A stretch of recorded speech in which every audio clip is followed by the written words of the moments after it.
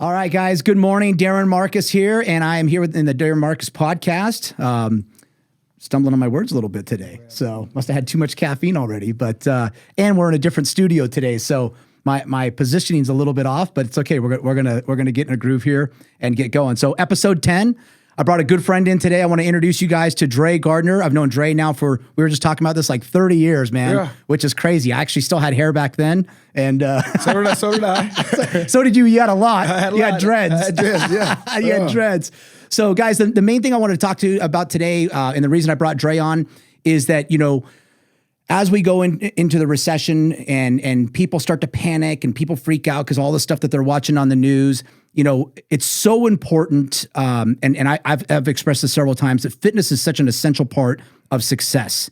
And so that's why I brought Dray in today, because nobody speaks to that better than Dray. Dray has worked with some top celebrities. He's worked with professional sports teams. You did an event at Nike. Was that correct? Yep. Big corporate event at Nike. Nike. And so we're going to talk to Dray today about how to get through these times that are stressful and come out of it even better. So, Dray, welcome, man. Thank you for coming in this morning. Thank you for having me, Brother Darren. Really appreciate you. Really appreciate you. So, man, let's start. I always like to start with everybody and give a little bit of background because, I think really for the audience to understand who someone is, knowing where they came from and how they grew up is always a good thing. So, tell us a little bit about you and where Dray's from. Dray is from born and raised in South Central Los Angeles, moved to Orange County, went to high school there. And then after high school, I decided to come to UNLV. It was a bordering state from California, and I just wanted to change my ways because, when I was in California, I was there forever. And, I got tired of being the old me, which was a fighter and always getting into trouble. So No way, man. I said, let me move somewhere where I could kind of reinvent myself. And, Vegas was it. So I love it. I here with $1,000 at 23 years old. I love it. I got to share something, by the way. That just brought up a point because I was sharing with them earlier, and I hope people don't mind the language, but Dray and I had coffee a few months ago, and Dray said, one thing people don't know about me is I might be a yogi, but I'll punch a motherfucker in the mouth. Yeah, pretty much. Pretty much. I do no harm, but I take no shit. Exactly. I'm a fighter before I'm a yogi. I'm a man before I'm a yogi. And for whatever reason, a lot of times people mistake yoga for softness. Yeah. Yep. And yoga has taught me to be even more controlled than ever, which makes me, to me, even more dangerous. Yeah, definitely, man. So you grew up in South Central LA, right? Come to Las Vegas. What year was it you came to Las Vegas? 91. 91, man. So you've seen this town explode. I've seen this town explode. My first job was a pot washer at Palace Station, and I did everything that I wanted to do in life throughout the years of me being here. VIP host, security, wine server, server captain, limo driver, reggae band and DJ. Reggae played for reggae band, DJ, percussionist. Yoga instructor now, which I go full time. Yeah, I love that's it. all I do. Awesome, man. So tell us a little bit. Your story, man. Honestly, I hadn't seen you in quite a few years when I ran into you once you started doing yoga again. Your story is such a story of inspiration.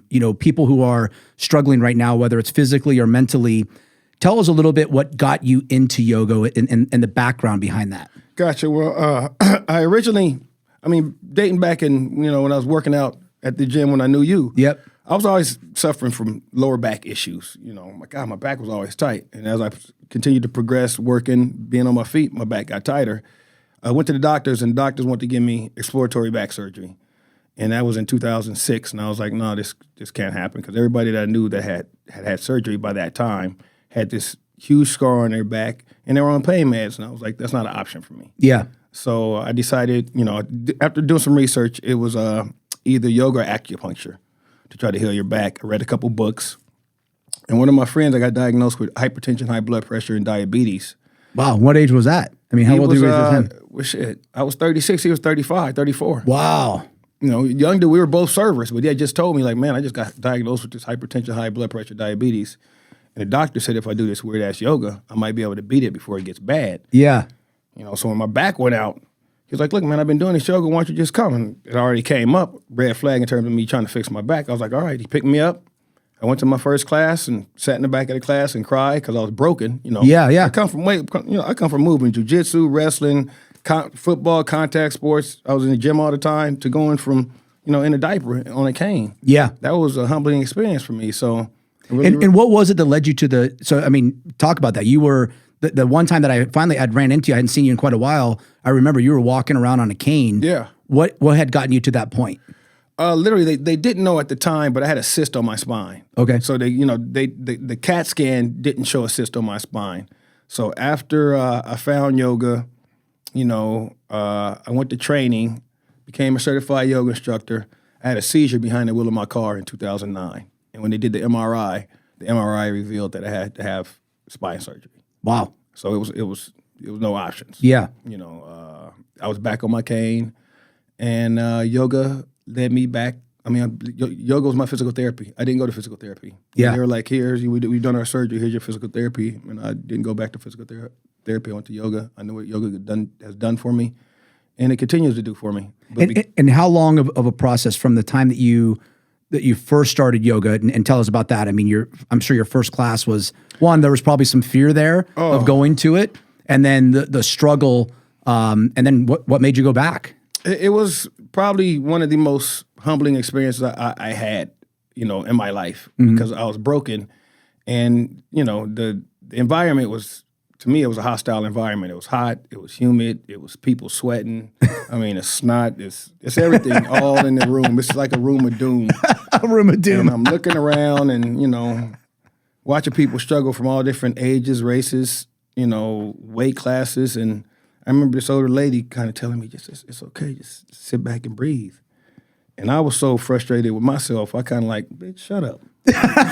Don't say shit to me. Like, I'm dealing with my shit. Like, yeah. But, at that point, I didn't realize that's the relationship I have with myself. So as I dug into this yoga practice, I signed on for what was called a 30-day challenge after my first day. So it's 30 classes in 30 days. Oh, very cool. I had nothing else to do. By day 17, my cane was gone.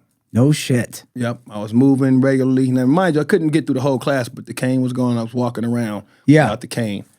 At the end of 30 days, they have a celebration. They give out little certificates. You guys come up, get your certificate. So at the end of 30 days, I turned around and did another 30 days. So I did 60 days of yoga, never knew anything about it. Holy shit, man. And after that, I was like, I want to teach this.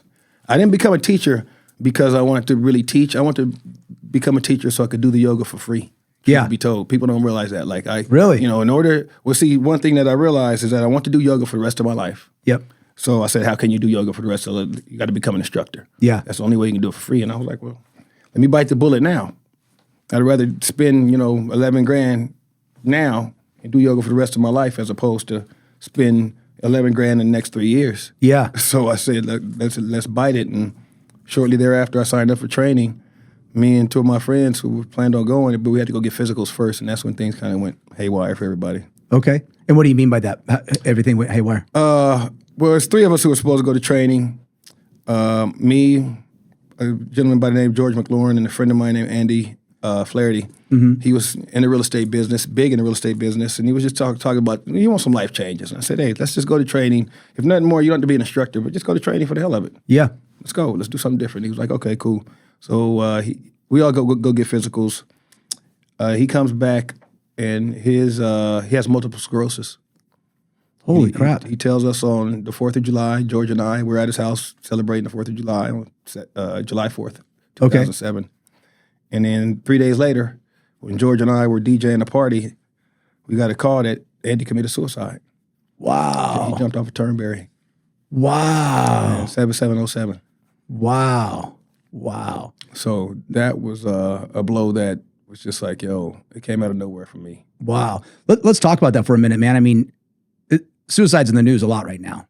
The gentleman that was a DJ at Twitch on Ellen's show. Yeah. I've got a relative of mine just found out yesterday, day before yesterday, shot himself. Sad. He's got 2 kids, a wife. And, I think this talks a lot about what's going on right now that we don't hear about, right? I mean, a lot of people are in rough places in their life. And especially for men, it's not easy for men to open up, reach out, look for that help. I know personally, I've gone through it myself. We talked about it. Yeah, you and I talked quite a bit about that. I think yoga is one of those things that can really help people. And so from your experience, have you seen people who have come in, I think a lot of us think of, yoga or exercise more for the physical Right. aspect, right? Like, oh, I'm going to get in better shape and look better. And even a friend of mine had asked me the other morning, on my workouts, I post my workouts live every see morning. 'em. And he's like, man, what are you getting ready for? Are you like trying to put on more muscle? You trying to get ripped? And I said, no, man, this is the first time in my life where the reason I train is for a different purpose. It's medicine. It's medicine. Because when I get done in the morning, I said, dude, I'm addicted to the feeling now. Like It's I medicine. have to get up. So tell us a little bit that. Have you had some experiences with some of your students and stuff that maybe came in more with, the emotional and mental pain that they were trying to work through? Oh, 100%. I mean, I never thought that I would run across, as many people that I do that are going through struggles. And one thing that I've realized is that it's just not yogis or yoginis. Every person that you see in this world is going through some type of struggle you know nothing about. I don't care what kind of car you drive. I don't care how big your house is. Yep. I don't care how much money you have in your bank. Every person that you see is going through some type of struggle you know nothing about. Most definitely. And really, pain is external and suffering is internal. Mm-hmm. And what I mean by that is pain is, your car gets wrecked Yeah. or, you lose your job. Mm-hmm. That's external. Yep. Suffering is when you take it in and every day you beat yourself up over the fact that you wrecked your car and then behind suffering comes depression. Yep. Because we put up the avatar, we show the public that we're this happy person. Mm-hmm. And before you know it, the avatar has taken over who we truly are. Mm-hmm. And I always say, in life, that the 4 hardest things to say in life, I need help, I was sorry, I was wrong, and Worcestershire sauce. We don't like... Worcestershire sauce. Took you a second, right? It took me a second on that one. I'm like, wait, what? Yeah, but, we as people, it's really tough for us to ask for help. Yeah. And, they're space holders in this world for people. But I think if you ask for help, you're mistaken as being soft, or whatever that is. Or, if you see a therapist, Yeah. you're crazy. Yeah. Or, there's other verbiage I can use, but I don't want to use Yeah. it. So it's just, I'm tired of the negative stigma that we as men have to deal with if we seek out help. And we as individuals, as people, as human beings. I mean, we're all here to make mistakes, fall down, get back on our feet, hopefully learn some lessons and move on. But some of us have tougher times than others, and we should all be here to help each other out. I agree, Bottom man. line, that's what humanity is about. I mean, a lot of us aren't really about humanity. We're about ourselves. Yeah. It's so interesting. I think I shared with you, I posted a video probably about 4 months ago. A lot of people were shocked because they didn't know my background. They didn't know that I had drinking problems and drug problems and was severe depression and suicidal thoughts. And dude, it was amazing to me, and it woke me up. It was amazing to me how many people messaged me, not to say, wow, man, really great story or anything like that. Can you help me? Yeah.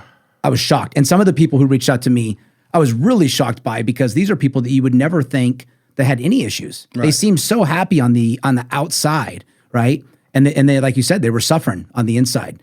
And so it's great that I love that we're even talking about this today, because I was just telling someone yesterday, I said, man, I wish therapy would become such a common conversation that people have. No different than when somebody says, oh, my back's out of place. Oh, you should go to the chiropractor. Or, you're having this issue. Oh, you should go to that doctor. It should be so common to talk about therapy that people don't feel ashamed about it.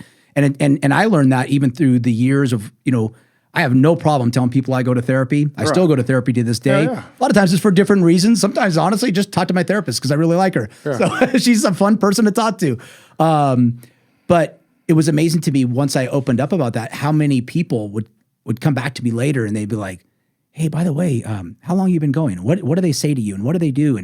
And so, I think everybody needs that outlet. And I think they need to feel safe that they can have that conversation and not be embarrassed about it. So again, I really love that we're having this conversation today and talking about this and how it leads into yoga is that, yoga is one of those things that I believe can bring peace for people that are struggling, not just physically, but mentally.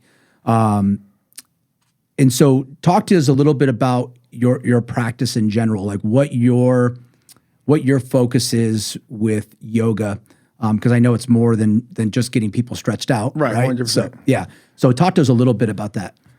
Yoga, people think is like this physical exercise that we do, but yoga is actually, the work in. And that's where the magic has to happen in order to have an exterior happy life. Yeah. A lot of times we that's why the avatar appears, because we have to fake it to the outside world. But when you do your inside work, happiness works from the inside out, not the other way around. Yeah.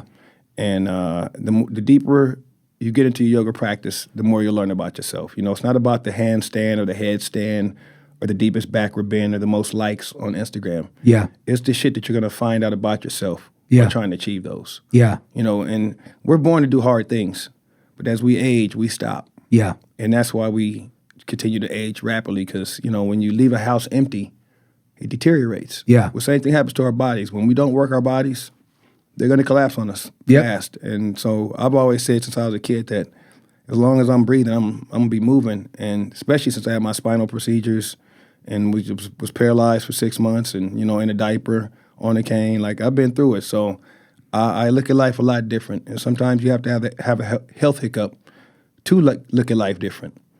But the sad thing about that is, sometimes people don't get to make it back from their first health hiccup. I've had 5 grand mal seizures. Wow. I've become an epileptic because of my spinal situation. So, and you still have those to this day, correct? my last one was June 18th, 2018. So I have 5 years, seizure free. Yeah. But, grand mal seizures is nothing. I mean, any seizure is nothing to play with. Yeah. So, they don't know why they happen. They don't know when the next one's going to happen. I'm on anti-seizure medication, and I'll be on that as long as I'm driving. Yeah. And it's not for my protection. I don't really care about myself. I just don't ever want to hurt anybody else if Yeah. something like that happens behind the wheel of my car. Yeah, exactly, man. And these are things that people don't know about. Like, if you have seizures, you have to take medication if you're driving. If you don't take the medication, that's a murder charge. Yeah. Holy That's what crap. they don't realize. Yeah. Wow, If I get never in knew an that. accident and somebody loses their life and I don't have my meds in my system, murder. Wow. Yes. Wow. Yes. No questions asked. Wow. You weren't on your meds, it's a wrap. That's crazy, man. That's crazy. So you've definitely, I mean, you're, part of the reasons, like I said, I created this show, and the whole reason was really to talk about people's challenges and finding opportunities. You found an opportunity, right? You found yoga. That was your opportunity to improve your life. Going back to the emotional aspect of it, I mean, I've been in yoga classes where I've seen people break down crying. And for the longest time, I didn't understand it until I got more into it.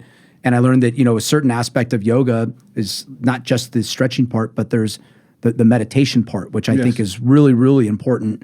Talk to us a little bit about that as well, how you incorporate that into your classes and the people that you instruct. Well, it's through the practice of yoga that we really get open. And at the point, when people are really open and they're not only their mind, but their emotions are open, that's when you could kind of try to start sending in some different coding and try to reprogram them a little bit, or maybe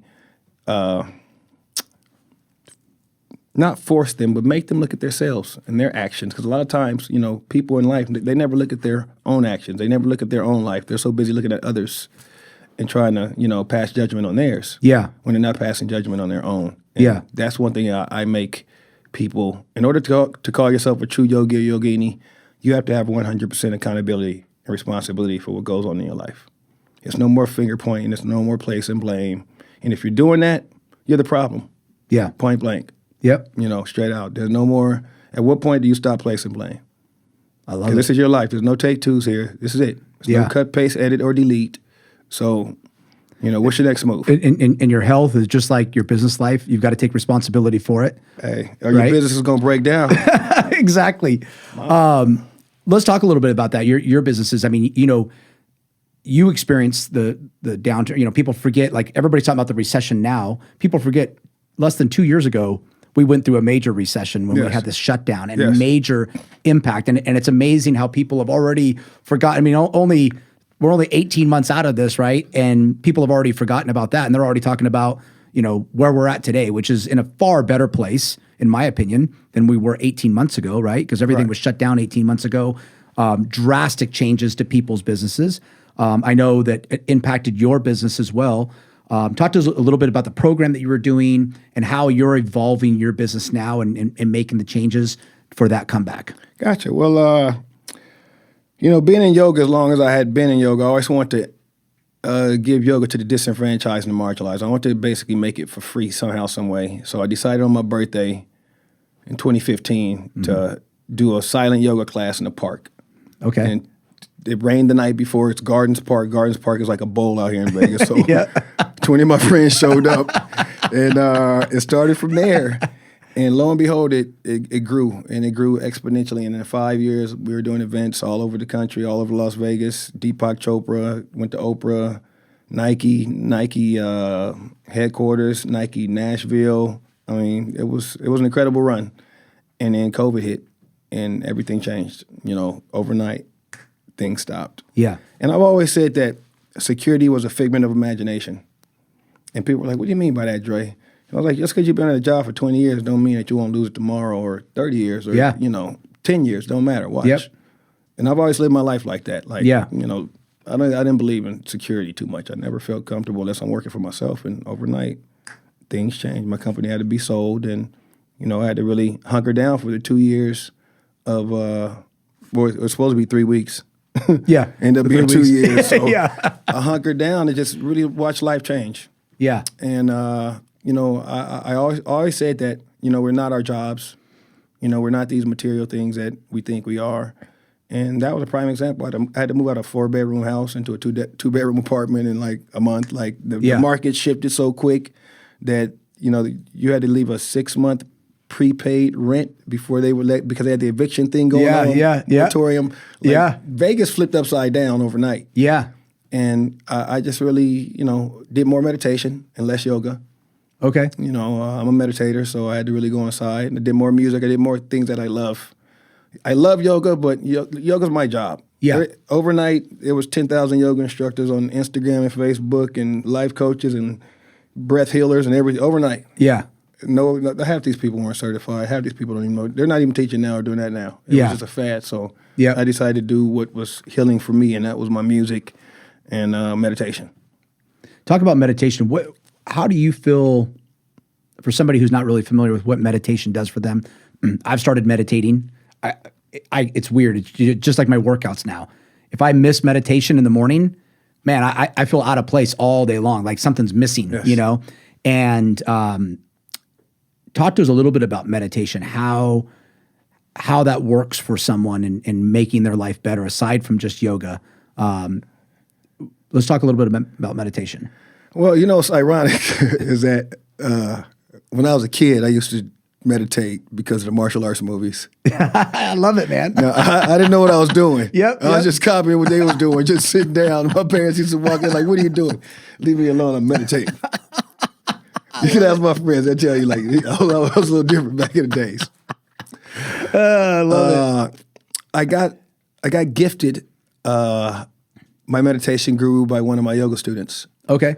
And she said yoga changed her life. So in return, she gifted me to go through this meditation course with this phenomenal yoga guru named Guru Betty. Okay. And Guru Betty changed my life, like straight out.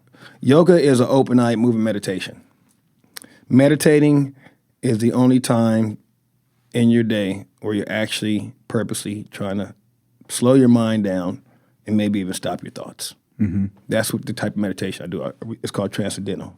So our goal is to get the mind to just stop. And that was interesting when you told me about that, because I thought of meditation as visualization. Right. Right? Sitting there and visualizing things. That's visualization. That's visualization. And I thought it was the same. Right. And then you were telling me one day about meditation, and you're like, no, man, like there's no thought going on in your head. It's beep. Yeah. And you get in this literally where you'll be sitting there like you won't know where you are. You won't know what time of day, but you're hyper aware. And you're not supposed to close your eyes, because that's when you're really in that area of meditation. Okay. It's in between being asleep and awake, but you're hyper aware. And what is the purpose of meditation ultimately? I mean, to shutting down the brain, to shutting down the thoughts. To slow down. The average person, they say, has between 60 and 80,000 thoughts a day. The average person. Wow. So a person who thinks as much as you do or I do, we could push up to 100, 130. I mean, who knows? I wonder why I have a headache all the time. Exactly. our brain. And now let's add in technology. Yeah. So this was before technology. Yeah. So now let's add in technology. Let's add in face cracking and Insta crack and tick crack, and let's add these in. And now our brain is 200,000. Yeah. When my brain rests when I'm sleeping, no, you're dreaming. That's why your eyes are moving, because your brain is still going through thoughts.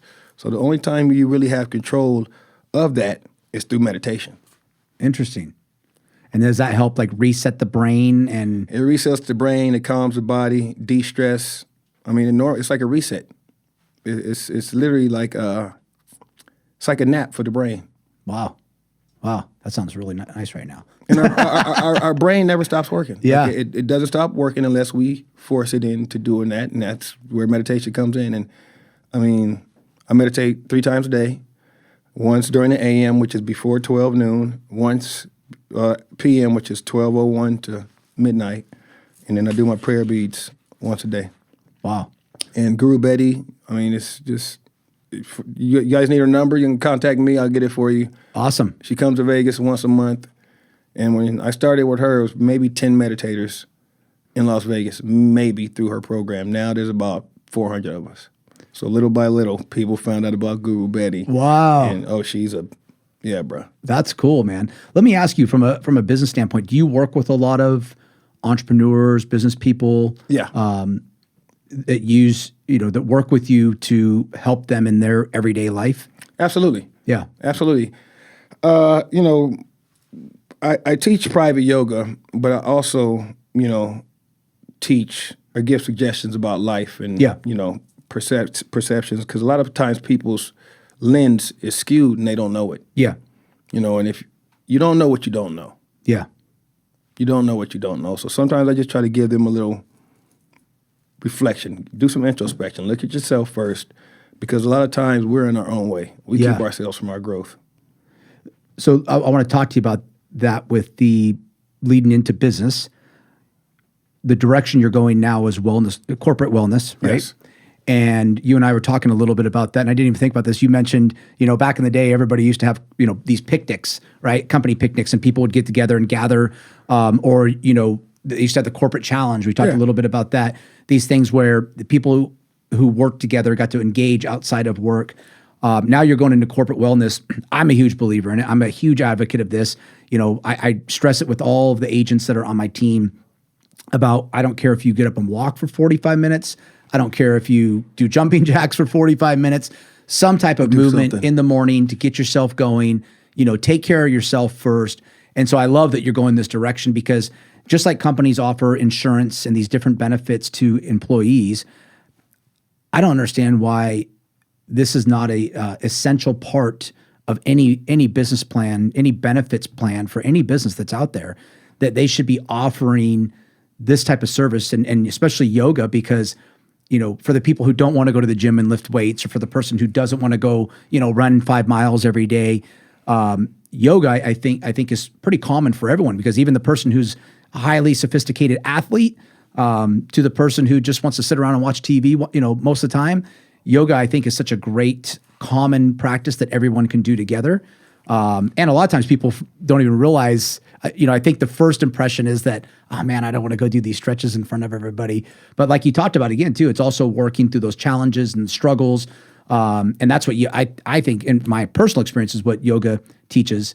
But tell us what your plan is with that going into corporate wellness, and how you see that benefiting, obviously not just the companies, but the employees that are there. Connectedness is our currency, straight out. And we, as a species now, are more disconnected than ever. Mm-hmm. When I was a kid, I knew everybody's name on the block. The parents knew the parents. Some of the parents would get your ass back in the house. We didn't have to. Our parents didn't have to tell us what to do. Somebody's other parents would tell us what to do. Yep. These days, my dad was one of those guys. These days, we don't know nobody. We don't say hi to nobody. We're disconnected. Yeah. We're in our little circle. Yep. And to me, once you connect with people, and just like martial arts, once you connect with people on that mat, they become your family. It's not just about let's get this deal done. Yeah. It's how are you? Yeah. They start to see you and feel you and know that you're off, and and that's what I'm trying to bring is happier people make more productive employees. Yeah. Happier people are better parents, husband, wife, whatever label you want to give them, brother, sister. But health is the key to that. It's really, really tough to be happy when you're unhealthy. Well, and I think it goes back to the saying, you've got to take care of yourself before you can take care of anyone else. Yes. And I think that's where this comes in. Yeah, you know? 100%. I mean, I try to lead by example as much as possible, but sometimes people will never get it until they get hit with a health hiccup. Yep. And that's you don't want that to happen When they're forced to make the change. To me, yoga's preventive maintenance, and I think that when you bring corporate wellness together and people doing things together, they push each other. Yeah. When I went to and taught in the correctional facilities, there was no connection whatsoever. The whites hung out with the whites, the blacks hung out with the blacks, the Mexicans hung out. It was separation. Yeah. When we got on that yoga mat or in the yoga room, they were all brothers. Yeah. And what was really, really inspiring is that some of the geekiest inmates that nobody really talked to, end up being some of the most powerful yogis.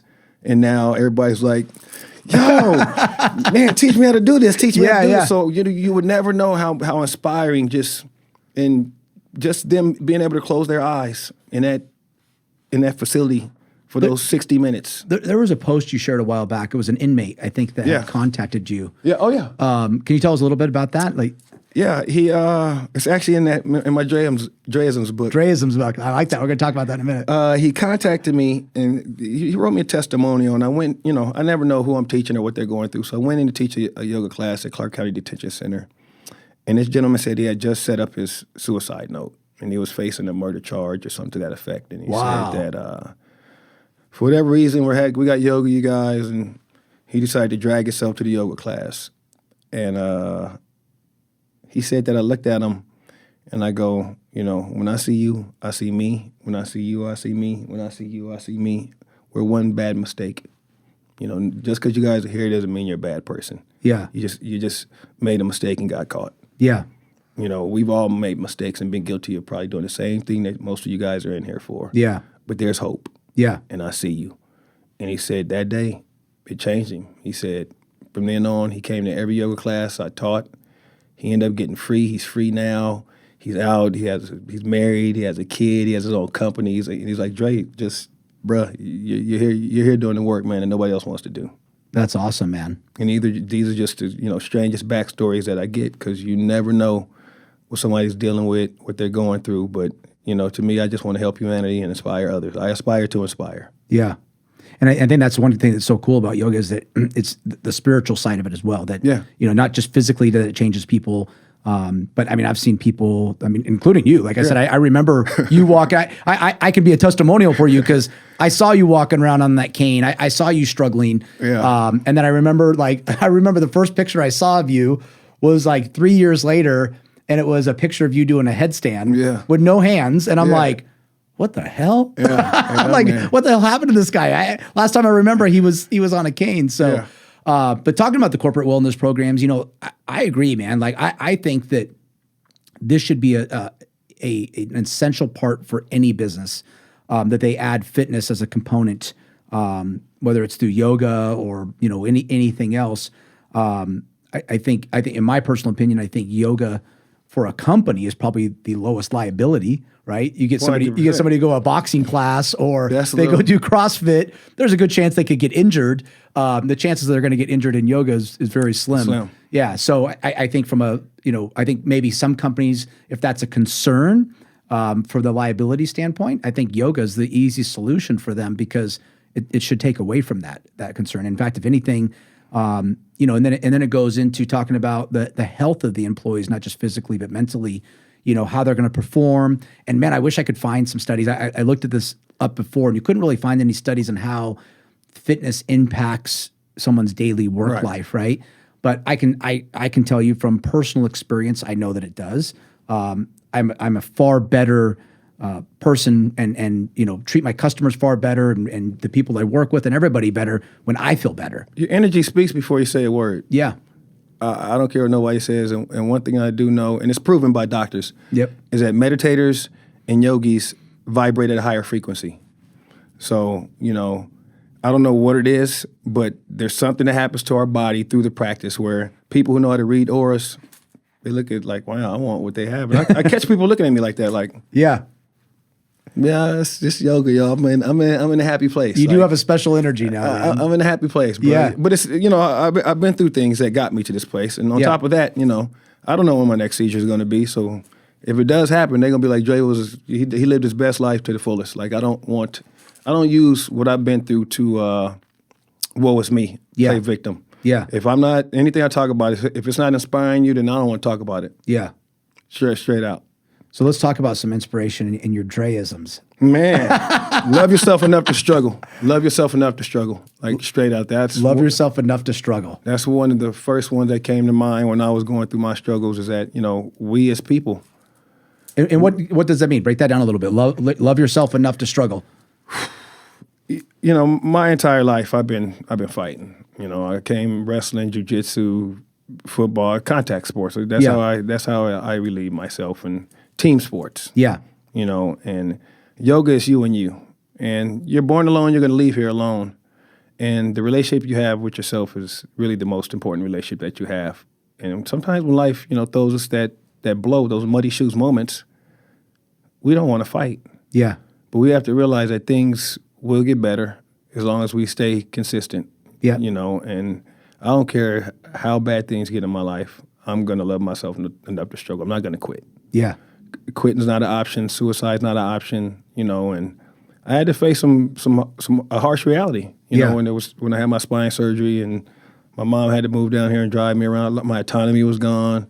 You going from moving around freely to I can't even wipe my ass. Yeah. That's I don't care what nobody says. It's really humbling. Yeah. Straight out. Yeah. And that's got to put you in a dark, low place, man, when you're in a situation.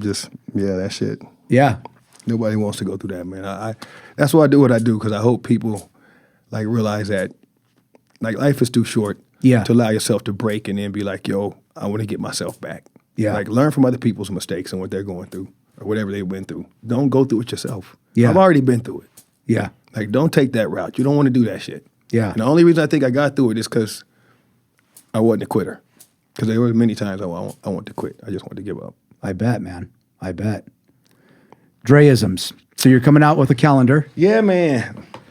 It's coming out a long time in the making. As long as I've been teaching yoga, these things just And this come is a to sample me. right now? That's a sample. Okay. That's not the final. The sample will be about half that size. Okay. But it's 365 Dre-isms, one positive thought a day. And it's a tear and share. So basically, once you read it, you tear it off, you put it in your pocket, and you share it with somebody, whether it's a person at the grocery store or the gas station attendant or the homeless person who's asking for food or money. I give them that and a positive thought. Yeah. People don't want to be preached to. They don't want to read books, but one thing they will do is like a little fortune cookie, just a little fortune, just something that can carry them on their day. And a lot of times in life, people aren't leaving with positive thoughts to their day. They wake up and go, same shit, different day. Yeah. And that's what they get. Yeah. So to me, I just want to, give people a different perspective, throw out some jewels, and hopefully it can uplift humanity. And I love this, man, because it is, to me, those positive thoughts, even if it's a short little one every morning. Yeah. Sometimes it all goes back to mindset, right? Just getting your mind right, getting yourself prepared for the Mindset day. is everything, man. Yeah. If you got a messed up mindset, life's gonna be tough on you. Because a good body with a wrecked mind is no good. Yeah. A good mind with a wrecked body is no good. So we have to find that balance. We have 1,440 minutes, and I ask people often, how much of that are you using for your physical well-being and happiness? 60, 70, 80 minutes is all you need to do is to commit for a better life. Do something that makes you happy. Yeah. And if you can't find that, then come to yoga and meditate with me for 60, 70, 80, and then we'll find some shit out. Yeah. We'll figure it out. So talking about wrecked bodies, I want to go into this real quick. I think a lot of athletes don't realize how great yoga could be for them. I remember even back when I was doing jiu-jitsu, I'd ask guys, I'm like, oh, do you do yoga? And they're like, no, why would I do yoga? And I'm like, well, man, I'm thinking you're more flexible, probably less chance of injury.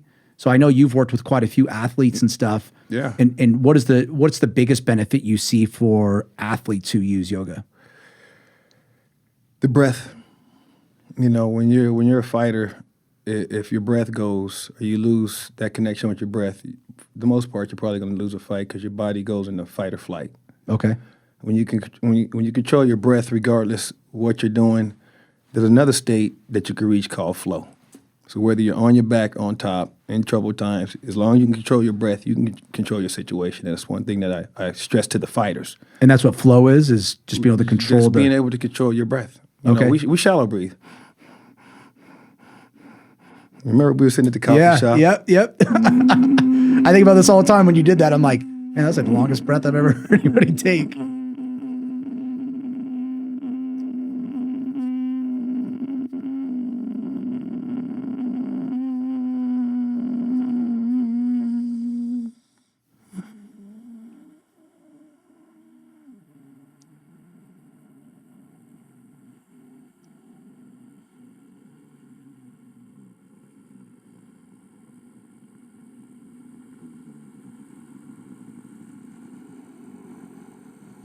Dude, that is crazy.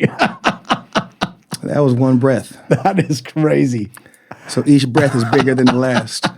I wanted to keep taking a deep breath. I watched your chest just go. I'm like, man, breathe. You are breathing. I am breathing. Well, here's the thing. You know, that's just like free diving. They're not born like that. Yeah. They train their lungs to do that. Yeah. And that's what yoga is. It's the breath. It's not that. It's not what people think it is. Yoga is a breathing exercise where we happen to move. Interesting. See, people think it's just this, let's go, upward dog, downward dog. Stretching. If you doing all these movements without the breath, that's calisthenics. I tell them straight out, if you're holding your breath or doing anything weird with your breath, that's calisthenics. So Interesting. know that the yoga is the breath. And it took me years to get to that point. People used to be like, it's in the breath. Then finally one day it clicked. But it took me to my guru, 1 minute. Really? 1 minute exhale. Wow. Our lungs are like balloons, but we shallow breathe, raisins. Yeah. But then if you think about childbirth, what do women do when they give birth? That breath. They teach them the breathing. The breath of life. Yeah. Prana. It's everything. You control that, you got it all. You lose Interesting. control of your breath, you lose control of your life in any situation. And I even think back to even just starting to weightlifting when I was young. That was one thing my trainer used to, one thing he used to always teach me was like, man, you got to learn to breathe. Yeah. Like, and I'm like, and I would almost get annoyed, but it was interesting because once I learned, like nowadays, I can't even train without breathing properly, right? Like it's so ingrained in me now. So it's an interesting answer because it's not what I thought you would say. I thought you would say the flexibility, that type of stuff. But interesting, it's the breathing, which is such an important aspect to any sport or for any athlete. So You kill the breath, it's over. yeah, You lose control of your breath, it's game over. interesting, man.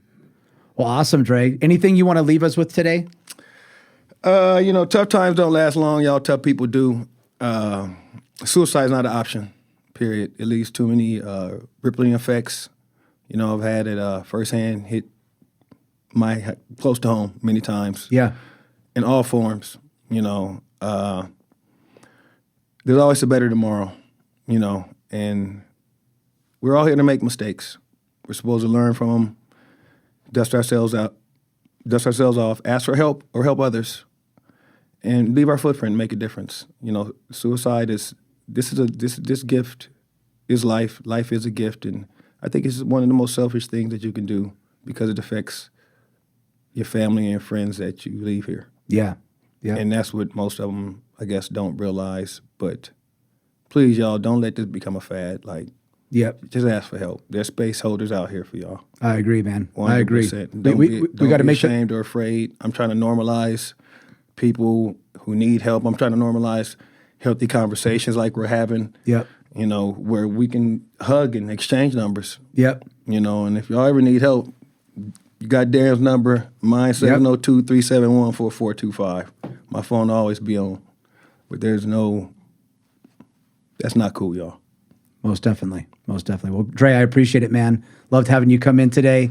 Look forward to by the way, I want to mention before we finish, so we've got a yoga class coming up. Yeah. So we're going to be hosting for the agents at Huntington and Ellis, and others are welcome as well. So reach out to me for that date. We'll be posting that and sharing that as well. But we're going to do our first yoga class there because if there's anybody who needs stress relief right now and focus, real estate agents need that. So, Christmas for y'all, all of y'all. Christmas Eve, January 24th, 11 a.m., Area 15. I'm teaching a yoga class, my last one of the year. Oh, very cool. Let's set some intention. Let's do some healing. Let's get together and really bring in this holiday season and bring in the new year on a positive note. All right? I'm giving y'all the space. All you guys got to do is just show up. Get your tickets at area15.com. I love it. And one thing I want to leave off with is for any CEOs, human resources people, anybody out there who want to truly make a change for their employees, not just mentally, but physically, or vice versa, not just physically, but mentally, and truly make an impact, I think, that will improve their business overall, and to set an example, to reach out to you. I would love to see these corporate wellness programs take off. I think that, especially coming out of COVID, I think everybody has realized how much more important their health is. And so I'm excited to see this grow for you, man. Hey, Renee West, the ex-president of Luxor, Excalibur, she believed in me many years ago, and she had me coming on teaching yoga for her at Luxor and Excalibur before she retired. And no, I love it. She was the dopest, and I just want to give you accolades, Renee. Namaste. I love it. Namaste to all. Happy holidays, y'all. Be safe. All right, guys. Thank you, and we will see you on the next episode.